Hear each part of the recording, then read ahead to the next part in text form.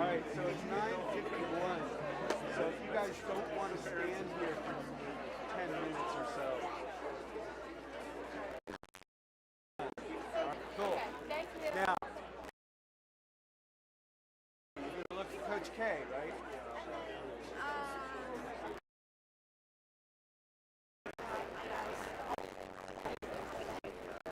Okay.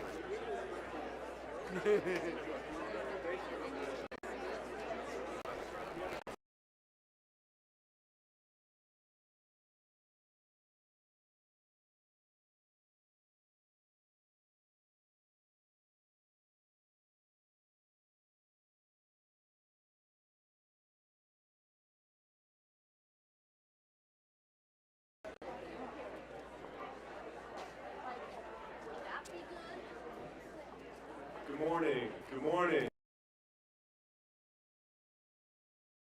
For Santa Fe Press Class of 2023, the right place.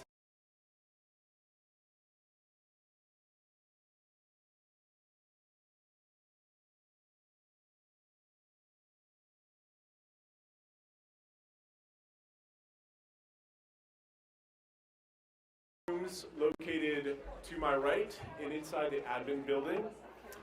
There will be a procession down the center aisle, so if you've not seen a prep commencement, you should draw your attention to the back in 10 minutes where the board of trustees, staff, and evangelists will emerge. Parents.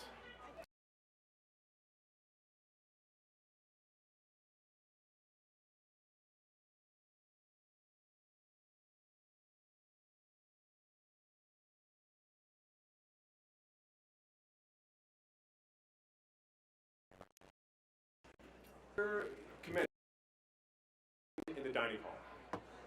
All right, we'll begin soon.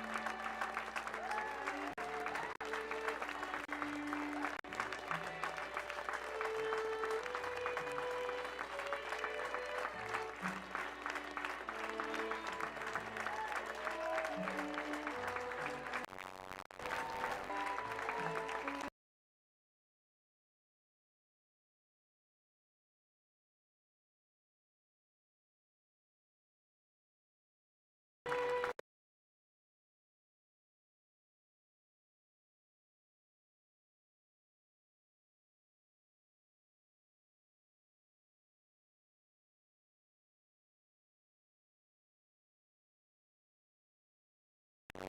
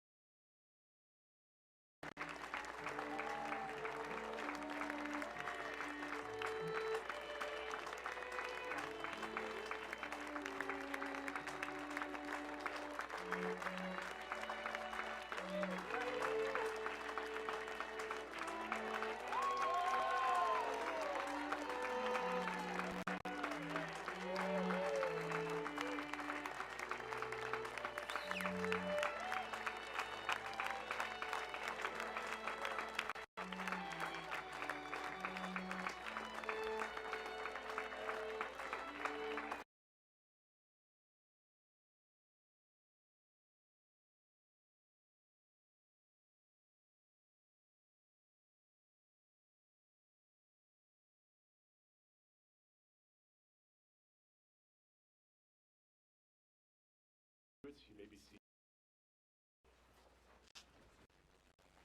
Welcome, everyone. I'm Aaron Schubach, the head of Santa Fe Prep.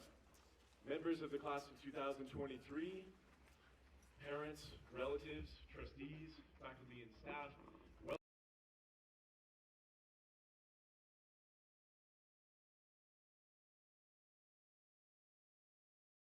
special welcome back to our speaker, Howie Rivera, class of 2009.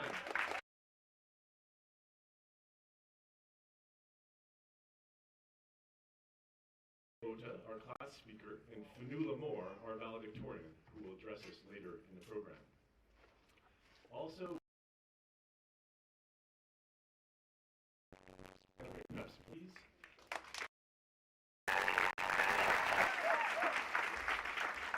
And Jessica Lucero Flores, assistant secretary. Santa Fe Prep's Board of Trustees is entrusted with the governance of this nearly 60-year-old institution. Our trustees work diligently to ensure the health of Santa Fe Prep. Trustees, would you please stand recognized?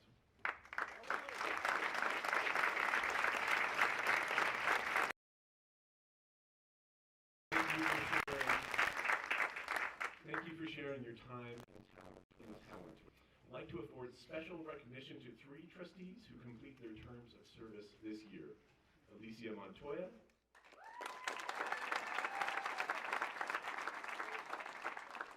Alejandra Castillo-Roth.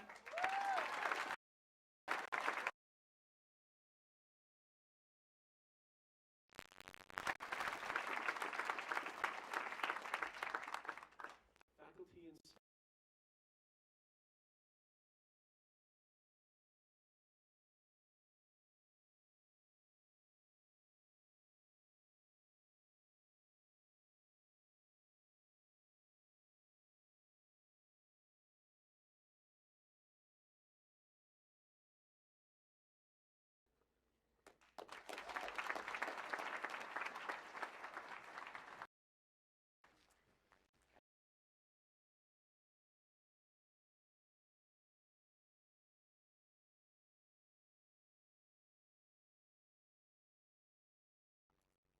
begin with Chris Ishii.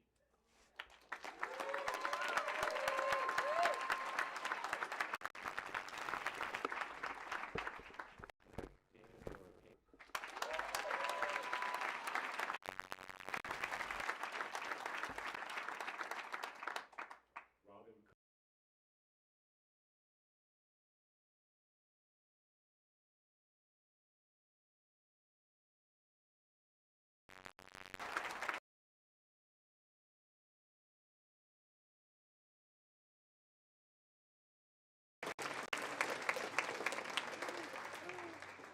Amy Reich.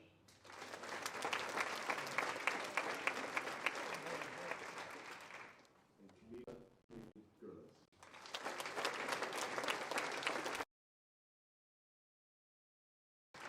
All through service to Santa Fe Prep.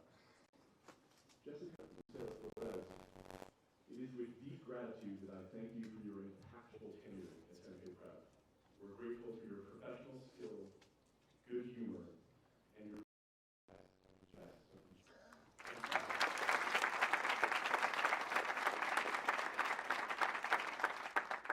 This morning's celebration was organized by Melissa Freechek,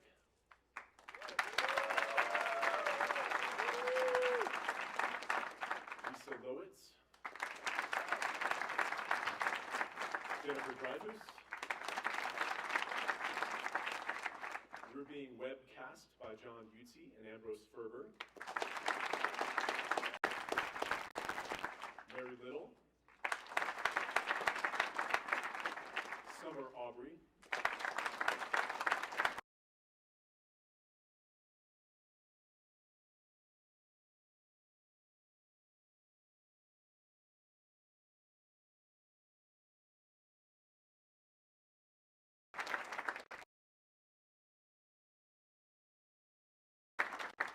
and lastly, and most significantly, I'd like to thank Nick Stefosik and his amazing crew for how beautiful the quad looks and our campus.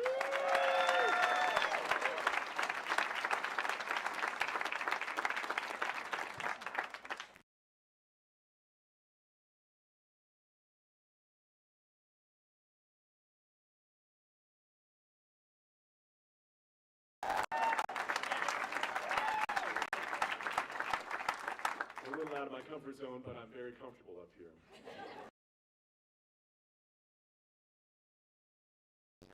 This part's from true story. Chat GPT and I got in a fight the other day. I didn't start the fight. I picked this paper and I asked Chat GPT if it wrote it, and it replied, "I really don't write papers. I just assist students with research." What an artificial smartass. I closed the browser.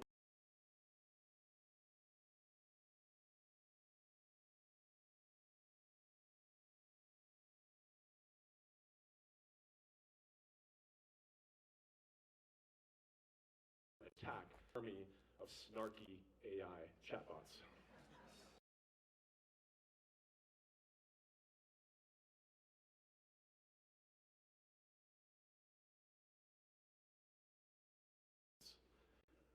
Unfortunately for me, the Star Wars movie came out in 1977 when I was 4, and it featured a last name Schubach. As you might be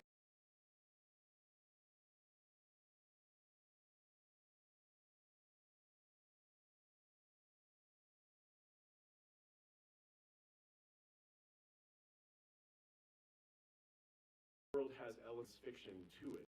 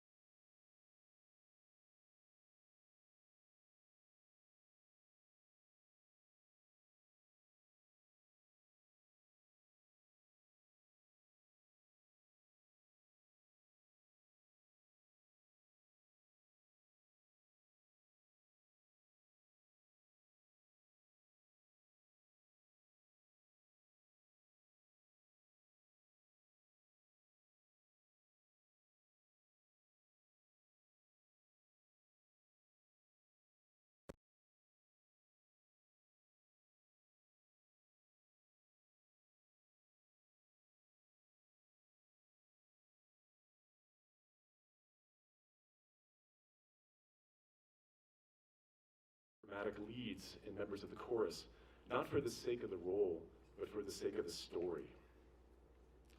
I see the art that you've made and where you've chosen to invest your time with tap and sip, and I know that your priorities and decisions could never have been predicted by an algorithm.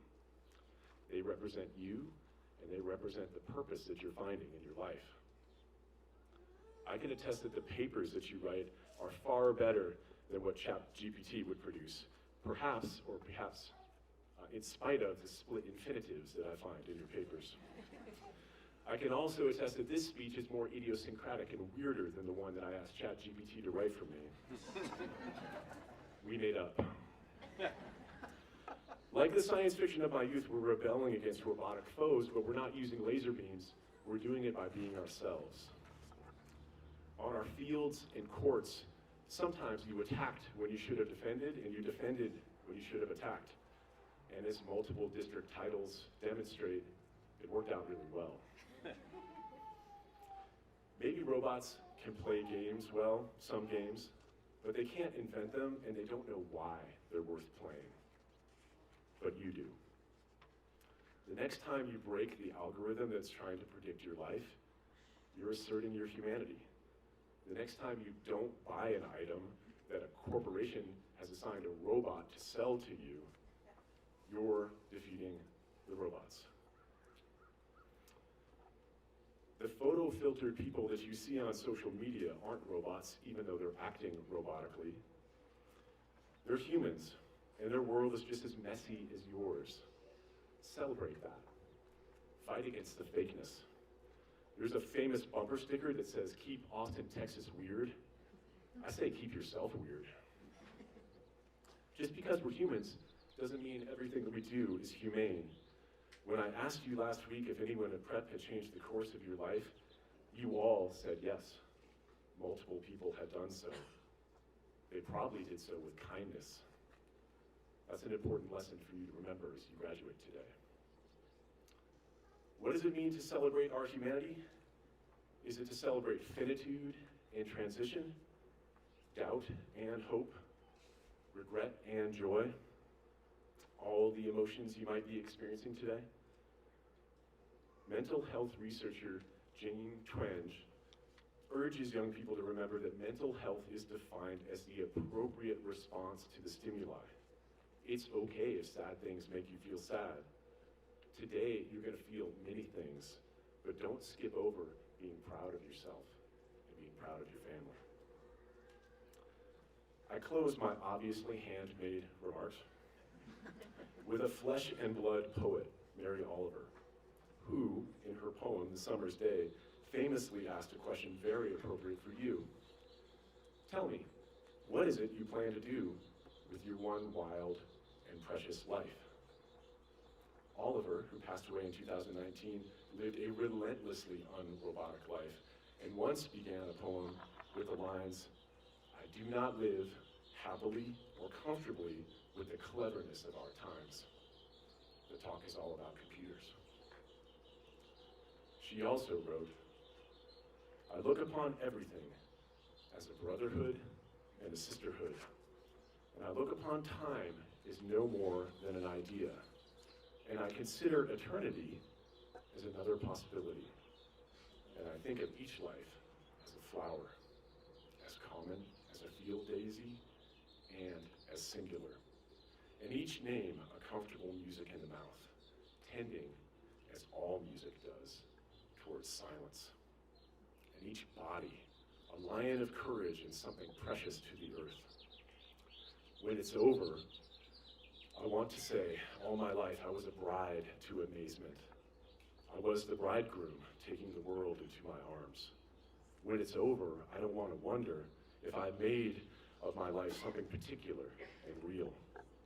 I don't want to find myself sighing and frightened or full of argument. I don't want to end up simply having visited this world. Take that, robots. Today, graduates, we celebrate your excellence, not your perfection, and we know that you did far more than simply visit Santa Fe Prep. We're so proud of your new schools, but experience tells us that Prep is likely to be the most formative institution in your life. Come back and visit.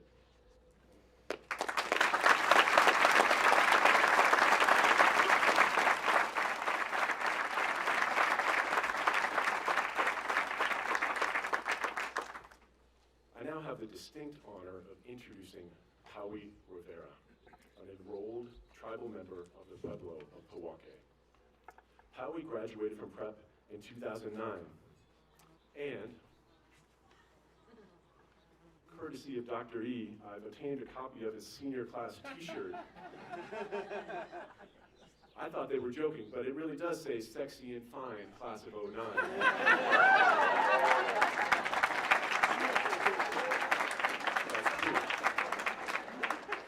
I can't believe Jim Leonard approved that. After leaving Prep, Howie attended Dartmouth, where he graduated in 2013 with a major in government and a minor in Native American Studies. Howie has devoted himself to public service. He currently serves as Senior Advisor to the White House Office of Intergovernmental Affairs and Director of Tribal Affairs. Prior to his appointment, Howie served as the Western Coalition's Director for the Biden-Harris presidential campaign. It is my distinct pleasure to welcome Howie to the very spot where he graduated 14 years ago.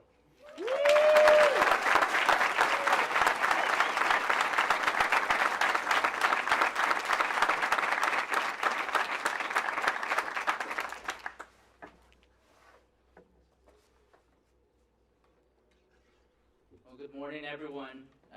Thank you to Head of School Schubach and the board for inviting me today, family members, friends, and to the Santa Fe Prep class of 2023. I'm just so honored that you invited me to share this day with you. It wasn't too long ago, or at least that's what I tell myself, that I remember being right here in the quad for my own graduation, dressed up in the same suit as my friend who went in on a 2-for-1 deal with me at the old Via Linda Mall, and sitting alongside classmates, many of whom became lifelong friends, and want to recognize two of my old friends here, Jeb Norton and Ellie Cook, who I believe are some of your teachers here, but they're also, they were also in the class of Sexy and Fine, so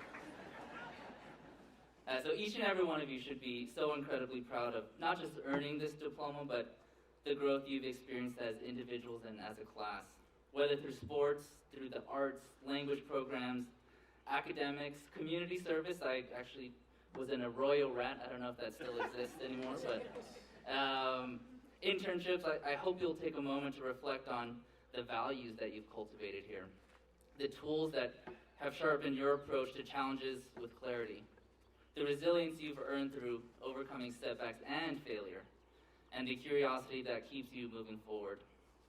Having learned so much from my own prep experience and seeing what many of my peers have gone on to do, I can tell you that you should feel very confident and excited about what the future holds for you. I have no doubt that this is just another step in your bright path to educational and professional success. I just want you to take a moment to cherish each other and all that you've been together through as a class. Take a moment to recognize everyone here, all those who've helped you along the way, your friends, your families, teachers, coaches, mentors. Through this experience, you've not only empowered yourself to take hold of your own future, you've built a community to support you and who's going to grow with you and who are actually invested in your success. Today is a celebration for both you and the communities who you proudly represent. And as a proud New Mexican, a tribal member, a son of a Korean immigrant, I owe so much of who I am, my values, and my success to the communities that supported me. And for me, it was important to give back, to play some small role in improving lives and giving voice to those who needed to be heard. I was appointed to the White House Tribal Affairs, as the White House Tribal Affairs Director about 2.5 years ago now, and I'm responsible for working with the 574 federally recognized tribal governments on behalf of the President. I had the dream of one day being able to work at for the White House after a friend took me on a tour of the West Wing in college. I thought it was a long shot, and to this day it still feels a bit unreal. And as you might imagine, the hours are long, the pace is quick, and they're quick because the needs of our country require it. If the president or senior staff need something, you better be prepared to drop whatever you're doing and attend to that issue of the moment. I recall one moment in November when I was called to brief the president just hours before the White House Tribal Nation Summit. I had been working for months, organizing what is the administration's highest level event with tribal leaders. So at this point, I was running on pure adrenaline. And if you've ever seen the TV show The West Wing, you might think a job like mine requires a lot of conversation during long walks through mazes of hallways and frequent meetings with the president. Well, in reality, for the vast majority of White House staffers, it's not like that at all. To be able to brief the president is an opportunity only a small group of staffers get to experience. And on this day in November, just outside the Oval Office, I sat alongside the president's top advisors, many of whom are renowned leaders in their own right. The energy was tense as everyone reviewed their materials one last time. The room was silent except the quiet taps of the speechwriter's keyboard as he made a few last-minute adjustments to his remarks. Breaking the silence, the door in front of us clicked, and the president's personal aide ushered us to the 5 chairs placed in front of the president's desk. I sat in the Oval Office quietly waiting, staring at the large brown oak desk, the same one that President John F. Kennedy sat, and 7 other presidents. So many questions swirled through my mind. What does the president think about when he sits here? What discussions hosted in this room have changed the course of world history? What decisions were made here that impacted the future of New Mexico or tribal nations? Then the door clicked again. Everyone stood up as the president entered the room, and we didn't sit back down until he took his seat. We reviewed his remarks and discussed the announcements that he would make later that day in front of hundreds of tribal leaders and before the world. A new presidential memorandum on tribal consultation, indigenous knowledge guidance for federal agencies, a commitment to a new national monument and to protect the place of creation for the Mojave people, and a host of other policy announcements across the administration.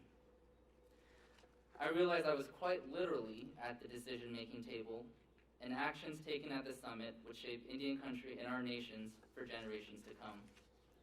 And I couldn't help but think about all the variables that many changes in plans, the choices that I made that unexpectedly put me in that room. How unlikely and how improbable. And, for a brief moment, I reflected on my home and the place where it all started for me. I was raised just north of here in the Pueblo of Pewaukee and grew up on a dirt road, riding my bike with rocks in my pocket to protect myself from over-aggressive res dogs. I don't know if folks get that reference, but... And I remember drinking the freshest water straight from the hose and spending way too much time playing in the sun and see if I have the sunspots on my face to prove it. Entering high school here at Prep, my sister and my buddy Elliot would carpool to Santa Fe every morning. jamming out to the latest playlist one of us had put together on a burn CD. I don't know if those exist anymore either. We spent a lot of time here in Santa Fe and took pride navigating all the back roads across the city. I remember driving through New Mexico with our soccer team and Larry. I'll never forget the epic battles against our crosstown rival St. Mike's right here on what is now, I understand, the practice field. And man, you guys have it good now. I recall my U.S. history class with Mr. Worth and his lessons on the foundations of our government, a government I did not imagine I'd someday be a part of. And then there I was in the Oval Office speaking with the President of the United States of America, providing advice on his summit with hundreds of tribal leaders. I didn't end up there because I had planned it that way. I was there because when asked, I was prepared for that moment to say yes to that unexpected opportunity. I was there because my upbringing in the Pueblo instilled a passion for working on behalf of Native peoples. I was there because the lessons of my family taught me about respect, community, and finding passion in your work.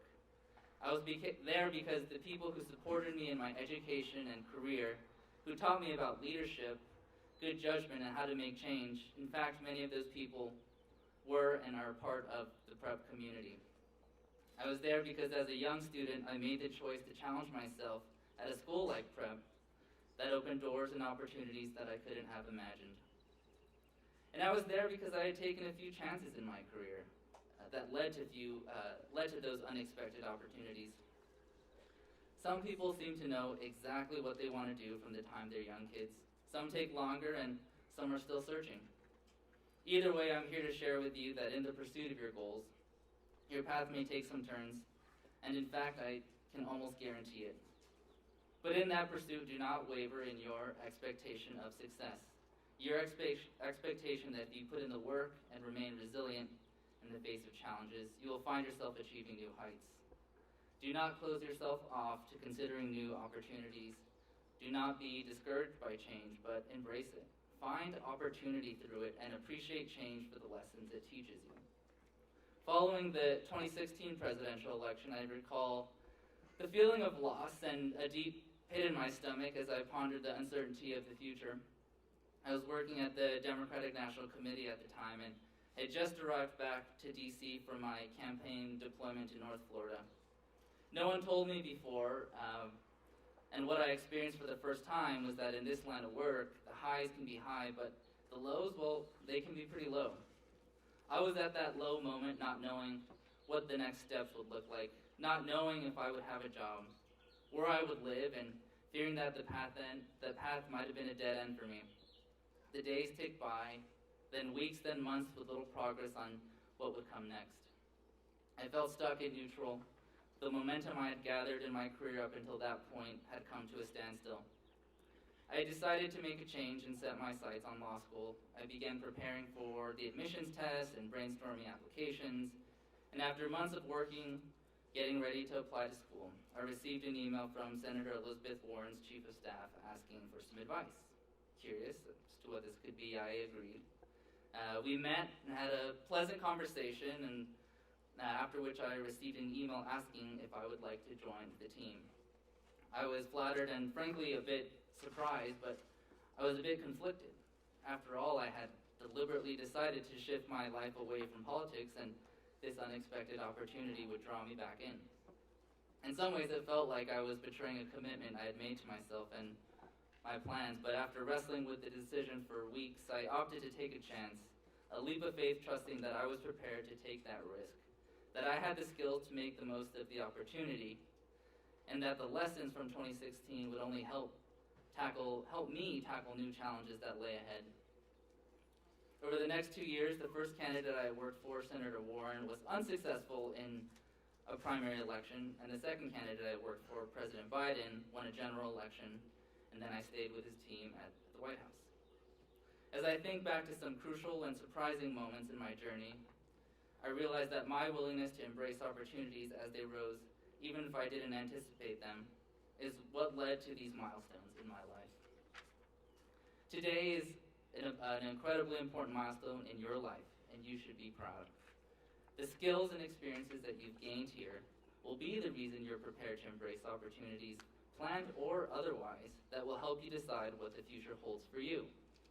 You should come to expect success not as a one-off chance or luck, but through your persistence. Through your journey, I know that you've been challenged to grow in so many ways.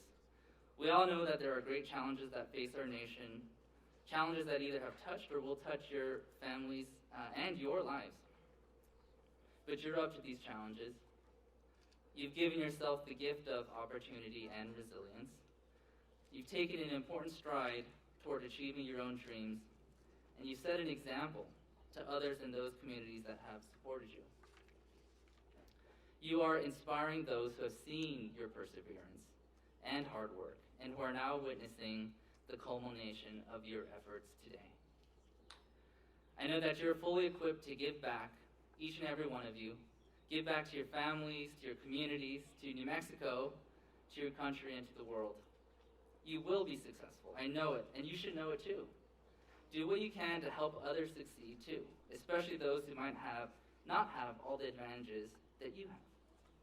So leave here today knowing that you're ready for these challenges ahead. You're ready to seize those opportunities that arise, and you're ready to build a bright future for yourselves and those around you. And before I forget, I just want to honestly say that the summer after graduation was one of the most exciting times in my life. The sense of accomplishment and endless possibility, eager anticipation of what lies ahead, it'll fly by. So please, please cherish every moment. So here's the class of 2023. Congratulations, and I can't wait to see what you do next.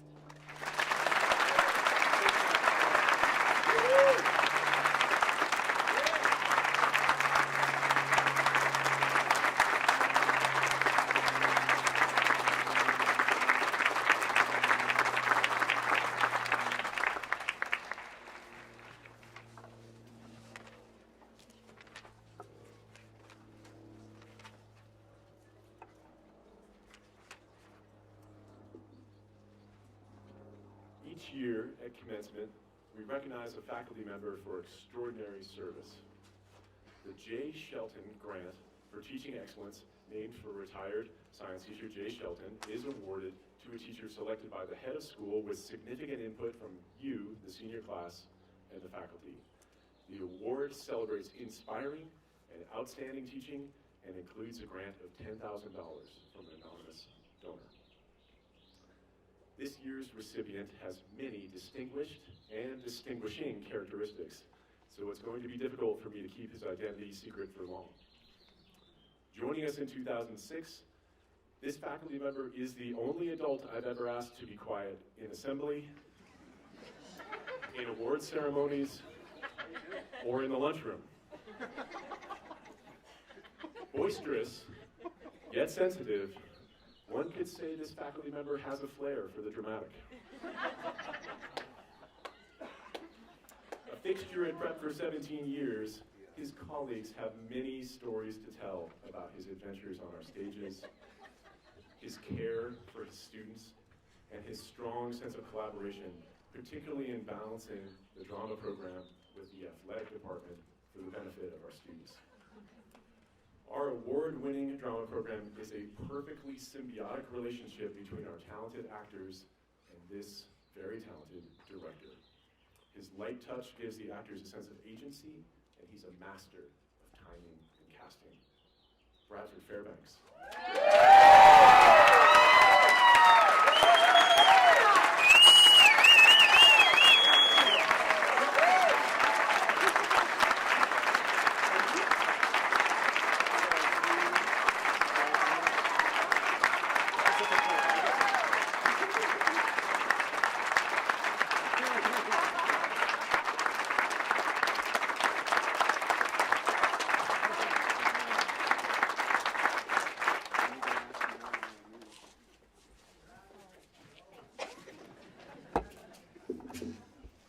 Congratulations, Brad. Well deserved. The Elrington Award goes each year by a vote of the faculty and administration to that senior whose honesty, determination, generosity, and leadership evoke the traits associated with Brigadier General Mordaunt Elrington. The general was a legend over the first 2 decades of our school's history, bringing both a seriousness of purpose and a love of teaching to his Latin and history classes, and his service as the assistant head of school and the head of middle school. Believe it or not, there is a research organization dedicated to the science of teaching leadership to young people. They define leadership as choosing from a place of empathy and understanding, actions that help a group achieve a goal. This year's recipient of the Elrington Award chooses calmly and carefully to support everyone at our school. Faculty note her academic leadership in keeping with the general's example, her honesty, her determination, and generosity.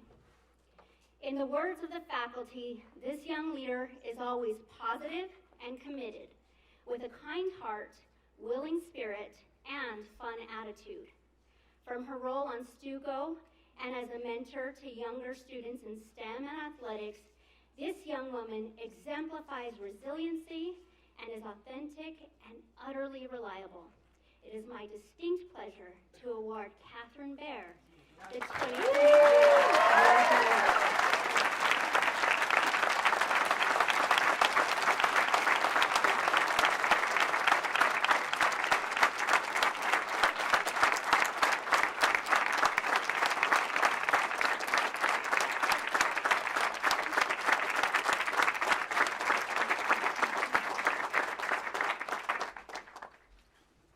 Catherine, I have one more thing for you.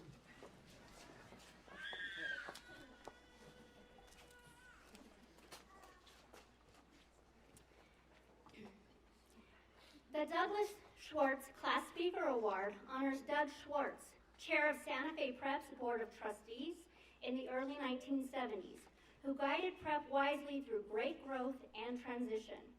Today, we honor Doug's love of speaking in public. This award consists of a $500 college tuition honorarium. I can't speak to why our graduation speaker's parents named her what they did, and although I may not know, I will take the meaning to be on a play of beam of light. Light is a universal symbol of ingenuity, inspiration, safety, healing, divinity, and guidance. During her time at Santa Fe Prep, our very own Ray Ota has not once fallen short of being that beam of light for all of us. In her time here, she has inspired teachers with her inquisitive nature, playful attitude, and a true sense of herself and her core values. She helps her peers and is a real support for her classmates this past senior trip. Typically described as an amazing piano player and an artist, by the way she designed the cover of the Commencement program, a delightful chaos of curiosity, and a joy with a quiet voice and powerful ideas. I am happy to turn the microphone over to her so that she can share them. It was a pleasure working with you on student council this year. Your legacy at Santa Fe Prep is here to stay. Without further ado, to the class of 2023, here is your speaker, Ray Ota.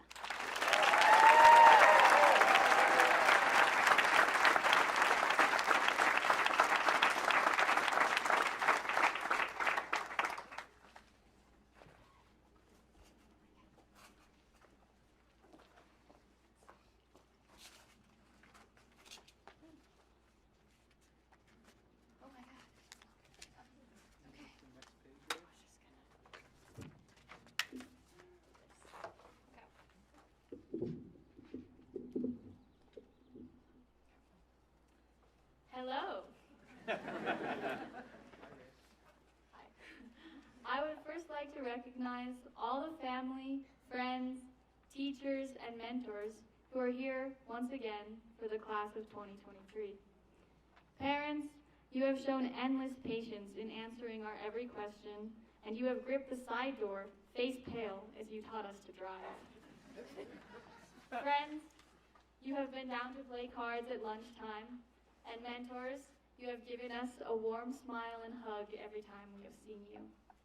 Aunts, you have called to say hello and how are you every Sunday at 3 o'clock and these things mean more than you know.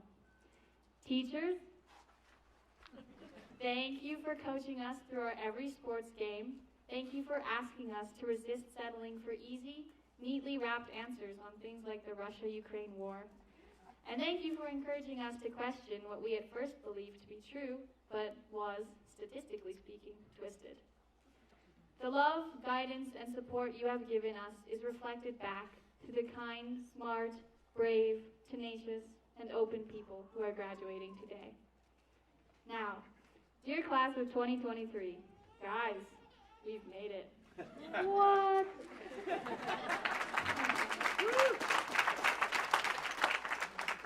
We're done. And the time spent playing world history games in Jeb's class with Max's accompanying Donald Duck voice is over. Every Juliet's "Wherefore are my Romeo" and every Hamlet's "To be or not to be" are finished for now.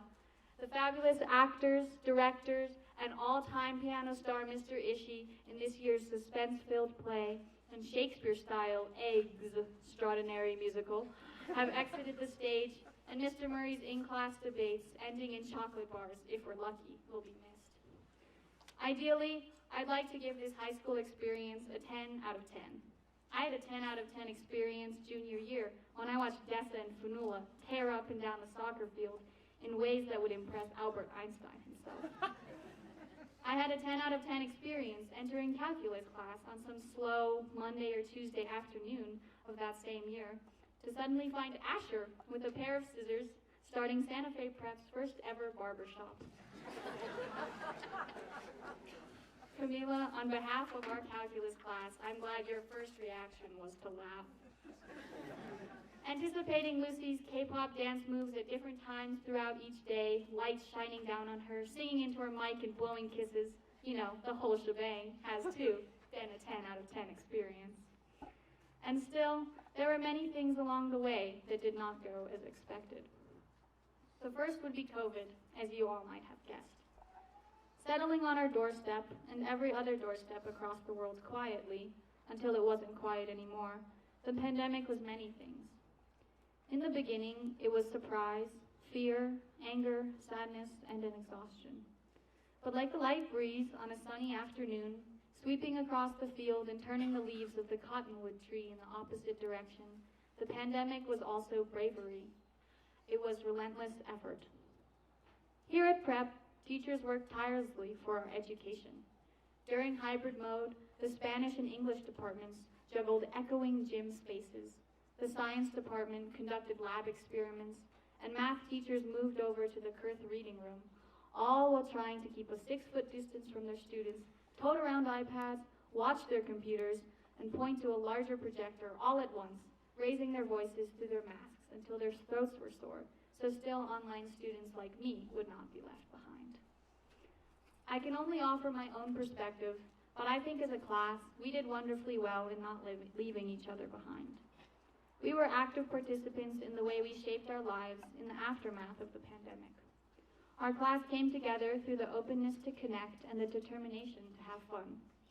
The many spikeball game champions sitting in our midst right now, who made sure to never lose the steady rotation of 4 people, set up wherever they could, perpetually hitting a yellow ball to its net. The many amusing and sometimes questionable whiteboard drawings that would appear on a regular basis never failed to liven up every class.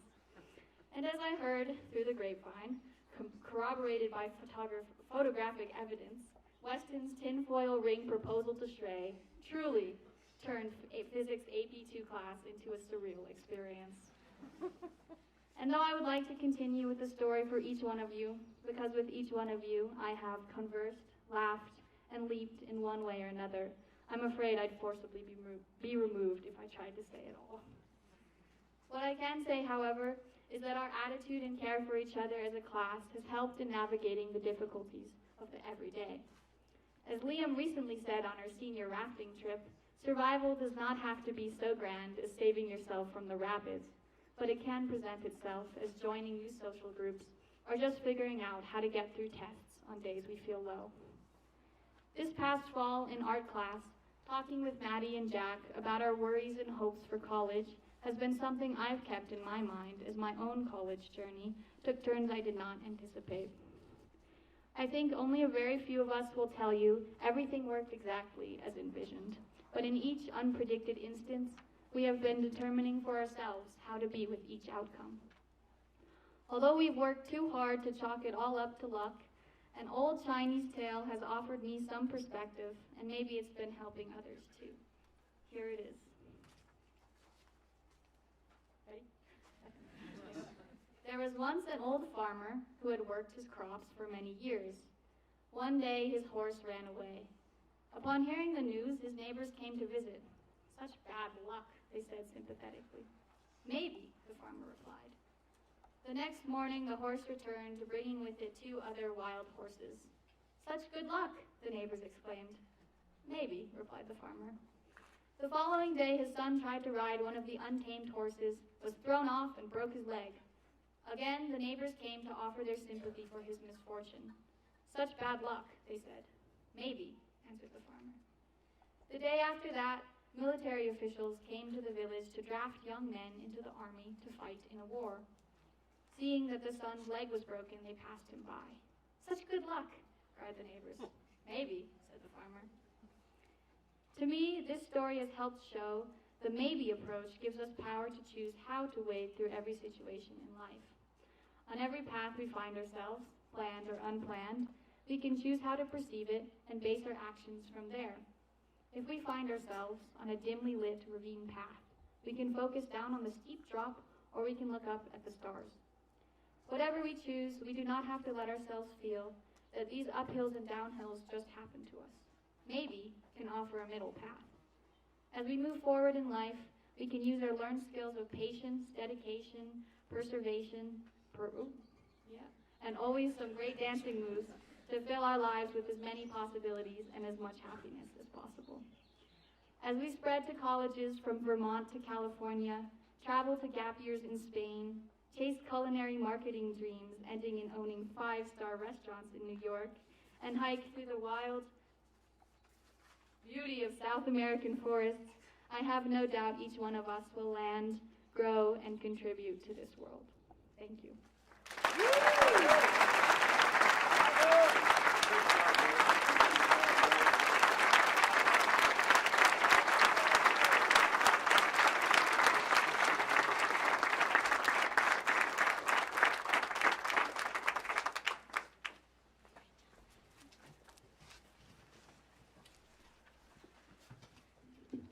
Thank you, Ray.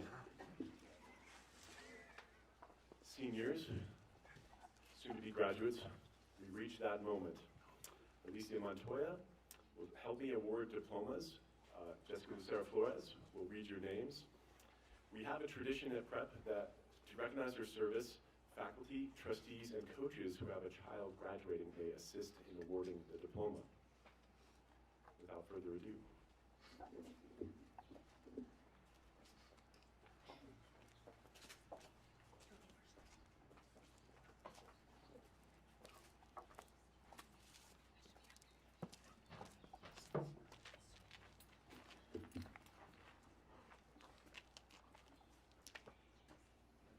Lucy Park Sung Hee Amaral.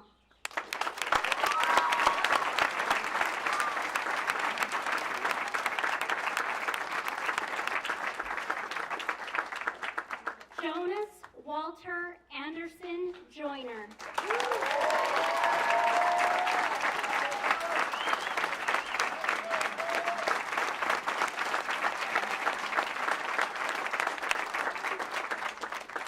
Catherine Ann Bear.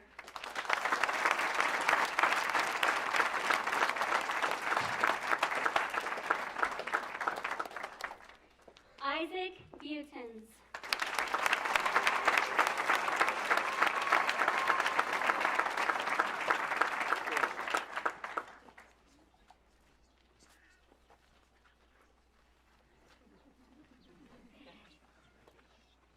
Wyatt Johnson Carswell.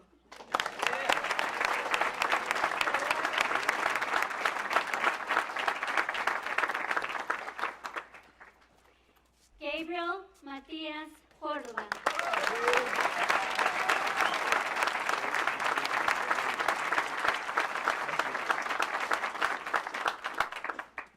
Galen Burke Davis.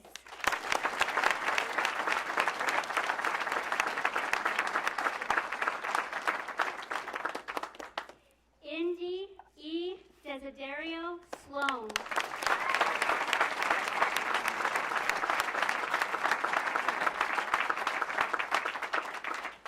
Jack Cabot Dolan.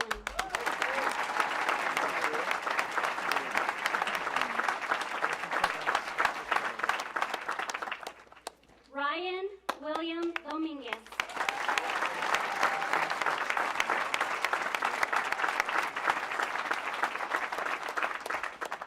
Jacob Wall Entwistle.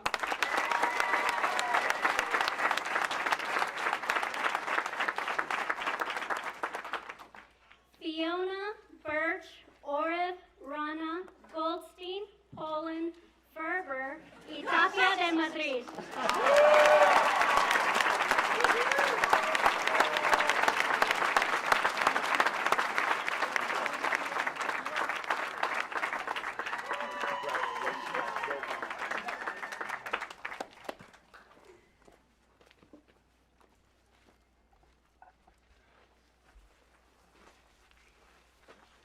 Ivan Antonio Verjancic.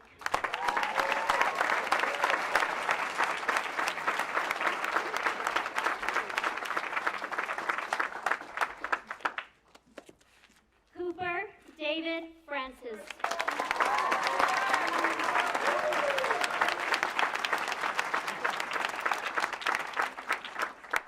Isabela de la Luz García.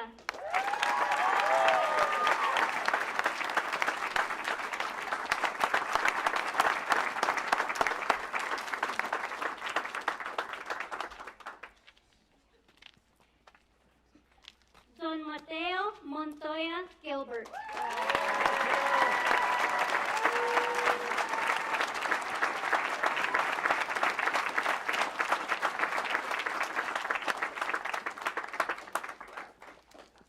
Alec Liam Hardy.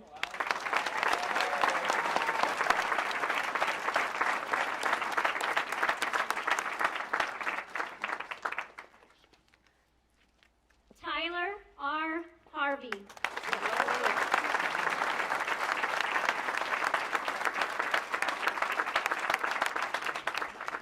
Claire Elizabeth Healy.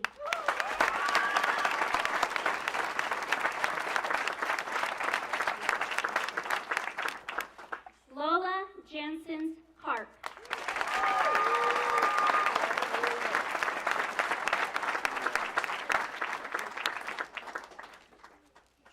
Weston G. Keller.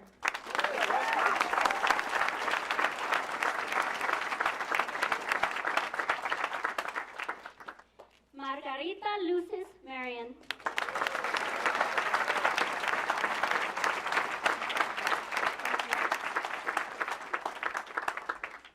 Lauren Elizabeth McHorse.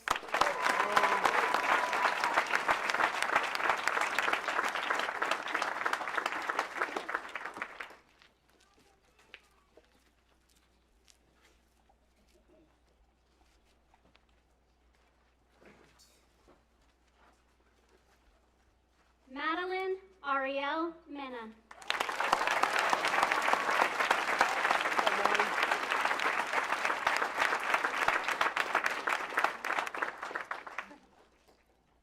Ella Leah Steinberg Meyer.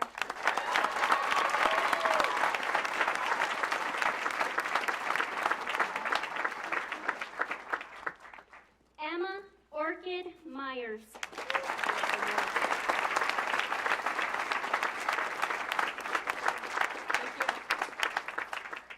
Dessa Boots Monat.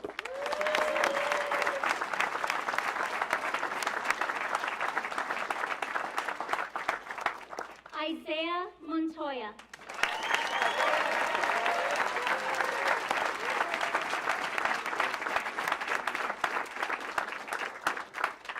Liam Kelly Mooney.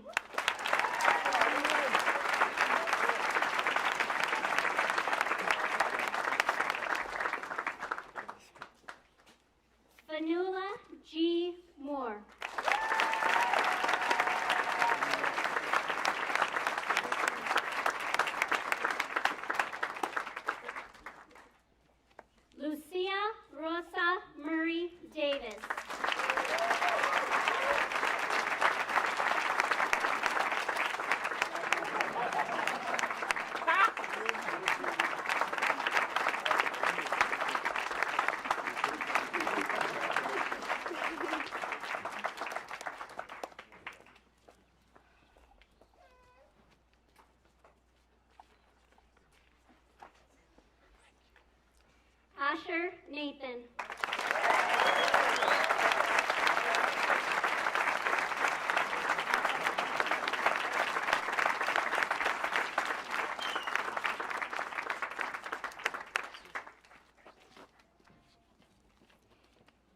Ian Wakeman Olson.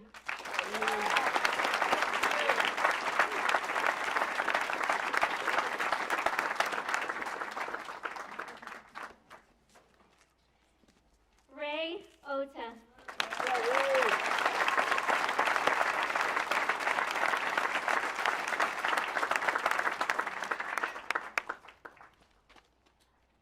Sine Jaden Rain Otero Salazar.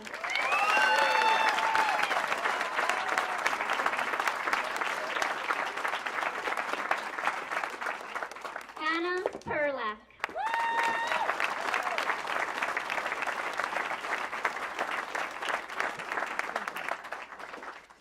Shrey Kishan Poshia.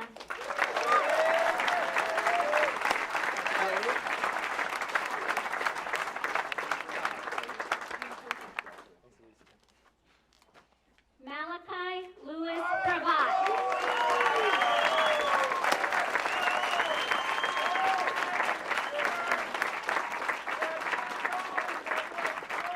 Savon Marie Rosen.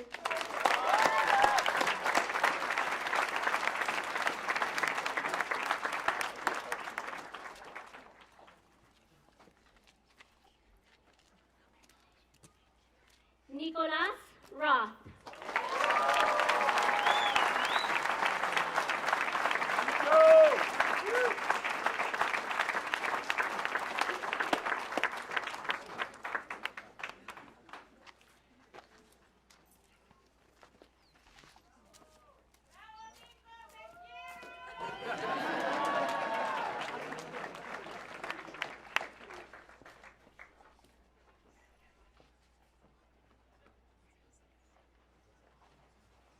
Max Shapiro.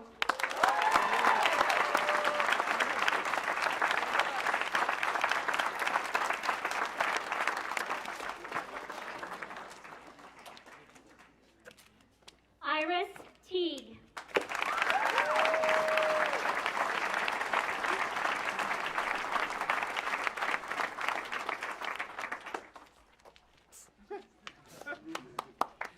Xavier Aron Villa.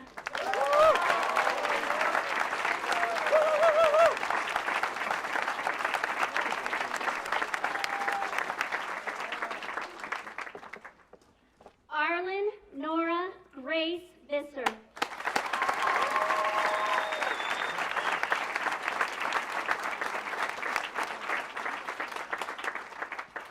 Alexandra May Walpin.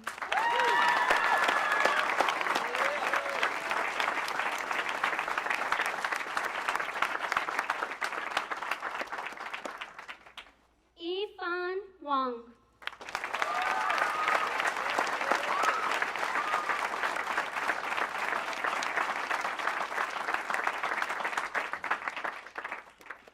Hannah Christine Weichel.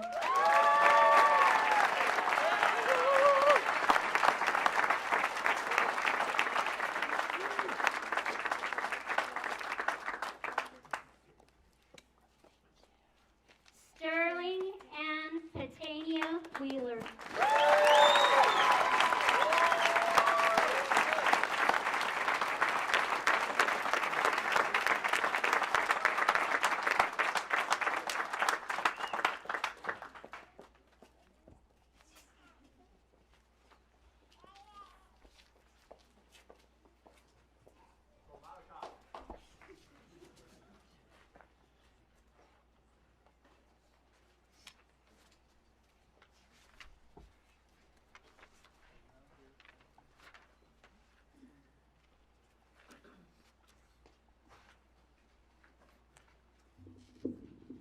Please welcome the Santa Fe Prep Choral Ensemble to sing Remember This.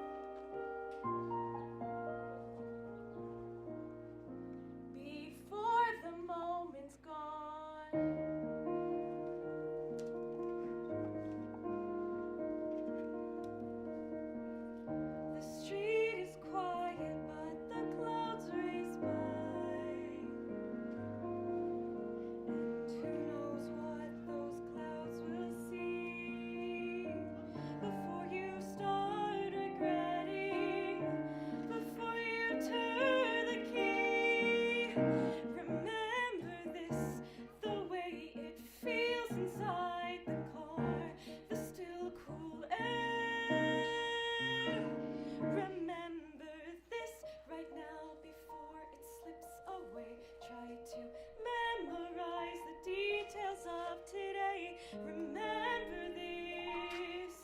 Remember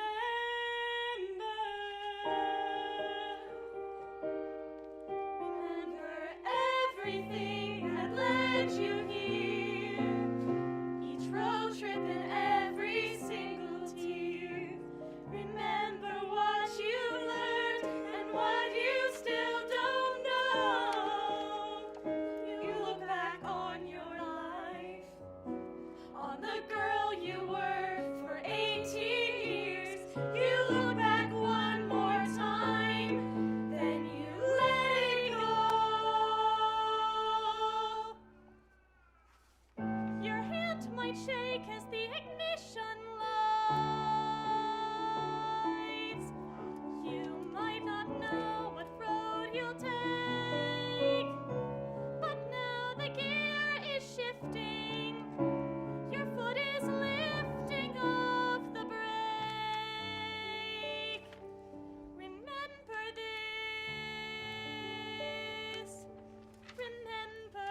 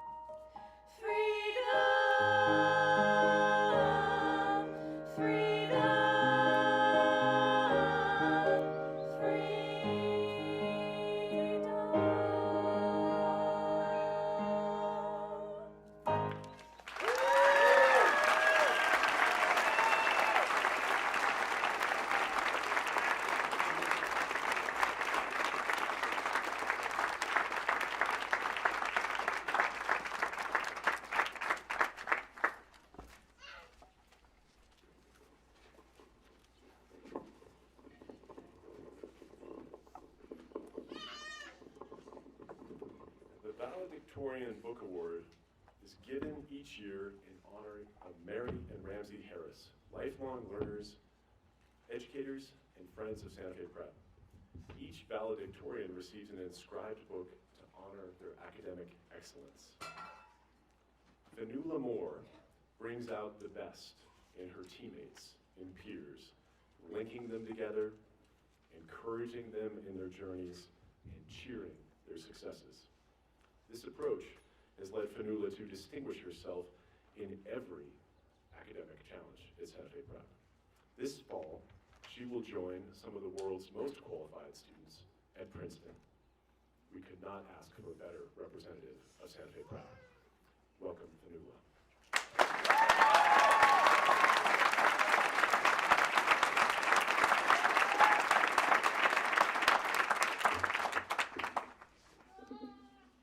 Hello, Santa Fe Prep Class of 2023. I'm so excited to speak to you all today. I know that school ended weeks and weeks ago, but I just wasn't ready to be done. So I hope you're all prepared for one last class of high school. Unfortunately, I don't have Mr. Murray's rain stick, so we're going to have to jump right in. Today's lesson is going to be about chemistry. And I hope you're taking notes because here comes the first question. If you combine 1 mole of oxygen gas with 2 moles of highly explosive liquid hydrogen, what is the result? All right, I'll give you a hint. The atoms involved form bonds, connections that change what they were into what they are. In order for a bond to form, atoms must share intrinsic parts of themselves with each other, offering up their very identities and accepting the same from others. This process, whether it occurs between individual hydrogen atoms or Santa Fe Prep students, is enchanting, miraculous, and the reason I love chemistry. After sharing our days, our goals, our fears, and dreams with this community for so long, we've emerged fundamentally, chemically changed. We're bonded. These connections are easy to feel right now, as we sit together in the upper school quad for the last time, surrounded by classrooms that were the site of so many transformative reactions and people with whom we have spent so much of our lives. Soon, though, our our Santa Fe prep reaction will reach completion. We'll cross a threshold. Some of us will cross the country or the world. All of us will probably feel, at some point, alone, like every bond we've made here has been severed, stretched by time or distance until they snap. But chemically speaking, that will never happen. The Santa Fe prep reaction is irreversible. So not only will we never turn back into middle schoolers, a fact I'm sure we're all grateful for, we will always have these bonds as a part of us, helping to determine who we are and what we will do in the future.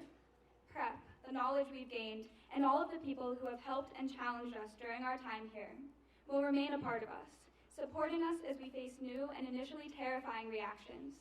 We will never, ever be alone. So, now that we all know a bit about the transformative power of bonds, let's get back to my original question.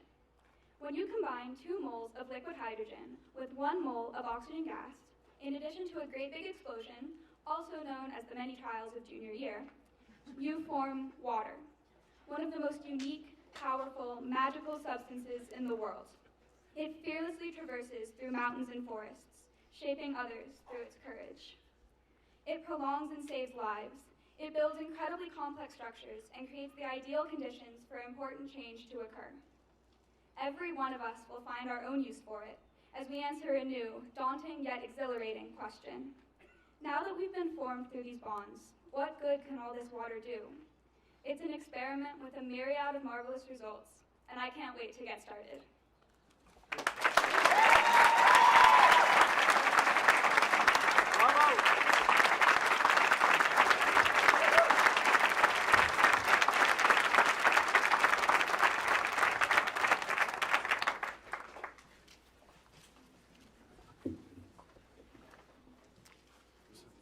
Tradition at Prep that we finish the year with the ringing of the Eldrington bell.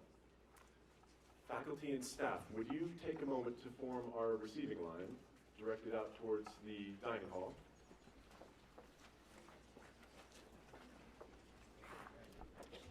Graduates, it's time for you to stand and don your caps. Audience members, you might have known that you could get a sunburn today or rained on, but it's also true that you could get hit with a graduation cap.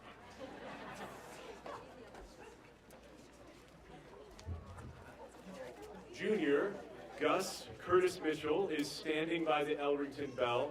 Seniors, remember that we toss our caps on the 4th ring, just like we talked about.